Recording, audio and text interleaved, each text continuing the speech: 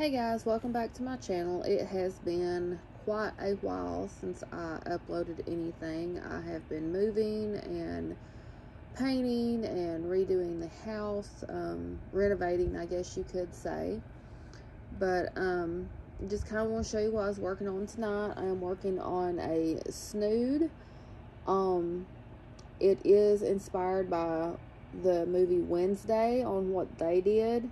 Not the same colors as Enid or Wednesday. Number one, black is hard to record, and I just don't wear pink. So what I'm using is a yarn ball that I had got from Hobby Lobby.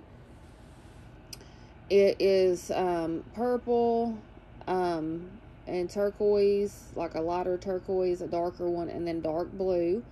I've started working on it because it is a really easy pattern to go by. So what I did is I went ahead and started working on it and got some of the colors worked up. It's got the purple and then like that darker navy blue there. But all you're going to do is you're going to chain 150 to 180 depending on how big you want it, how many times you may want to wrap it around before you have it over your head. And then after you chain however many you want, you're going to slip stitch it to connect it and then work in the round. If you do not like working in the round, you're more than welcome to also just work it back and forth like we have on the dish rags and dish towels and things of that nature. You can also work it back and forth and then do a single crochet for the seam or a slip stitch for the seam. I like working in the round. I feel like it goes a lot quicker. It may not, but I feel like it does. But this is a really easy pattern to do. That's why I went ahead and started working on it. So after you slip stitch it, you're going to chain up two. And then you're just going to double crochet into each stitch. This is the whole pattern. I will say on Wednesday, they use a chunky yarn. I'd say probably about a weight 5 or 6. I am using a 4 just because this is the only ball of yarn that I had left, or cake of yarn that I had left in this color. And I thought, well, I can use this up and it'll make a beautiful, Snood is exactly what I thought. So that's why I went ahead and grabbed it. But if you, I think I have a double crochet or half double crochet for a dish rag on my channel. I can't remember. But if you don't know how to do a double crochet, you wrap your hook. You go into this chain right here. You pull up a loop. You pull through 2. And then you pull through 2 more. Again, you wrap, go through the next stitch, pull up a loop, wrap, pull up 2 more, wrap, and then go through the last 2. And that's how you do a double crochet. Very simple, very easy stitch, definitely beginner friendly. I will have some pictures of me in this one, and the one I did make to look like Wednesdays that is just black.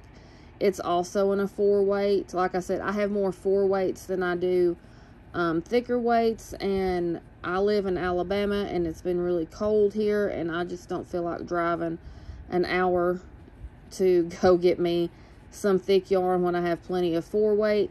You could also double this up and use 2 strands at one time if you'd like. So that will probably actually be what I do when I do Enids, because I have several pinks like her Snood. Just my friend, she really likes pink, so I'm gonna make hers more of an Enid style Snood.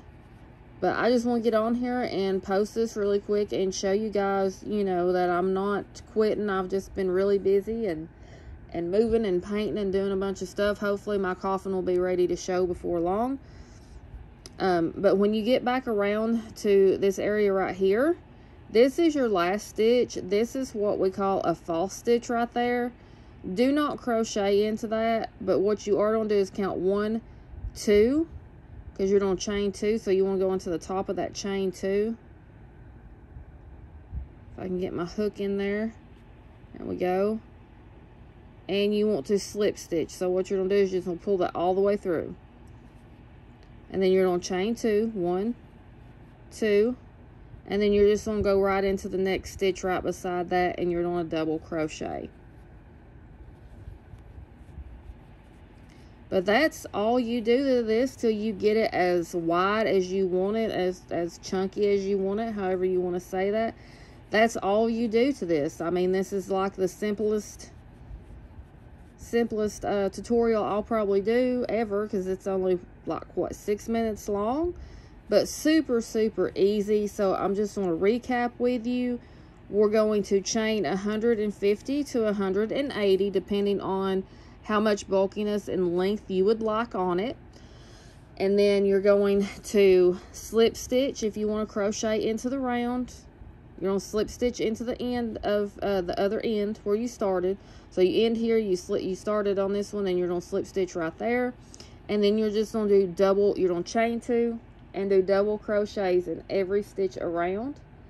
And then when you slip stitch into this one, you're going to slip stitch into that second chain that you made. And then you're just going to double crochet into every stitch around. Super easy pattern. I couldn't have made it easier myself. I've looked at the pictures. I have looked at other tutorials and things to see how they made it. And everybody has pretty much done a double crochet. I will be putting one out for you guys with the tassels. This one is not tassel based. Just because I don't like the tassels. I don't like having to deal with those. But I will be having one out for you guys probably by the end of this week with the tassels on it as well, if you prefer the tassels. So I hope to see you guys by the end of the week. And I hope you guys keep subscribing and keep enjoying these videos. I have, like I said, I've just been really busy and having to take care of some things here at the new home. But I will see you guys at the end of the week. And before I forget, the little hat here, the yarn was bought at Walmart with the little sequins in it.